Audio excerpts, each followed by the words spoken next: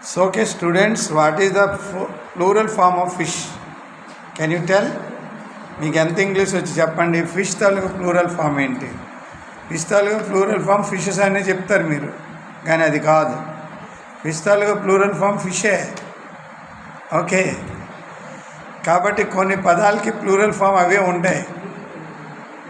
అర్థమైందా?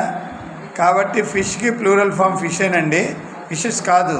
ఒకవేళ ఫిషెస్ అని వాడామనుకోండి, ఎన్ని జాతులు ఉన్నవని అర్థం, అక్కడ ఎన్ని రకాల చేపలు ఉన్నవని అర్థం వస్తుంది.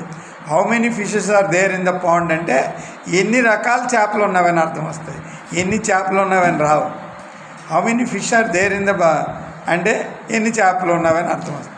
1 ఫిష్ అనొచ్చు, 2 ఫిష్ కూడా అనొచ్చు. 2 అనగానే ఫిషెస్ అని వాడేకండి, మీ ఇంగ్లీష్ ఇంప్రూవ్ చేసుకోండి. నా ఛానల్ చూస్తుండండి. ఓకే, మరి ఇంగ్లీష్ రావాలంటే ఇలాంటి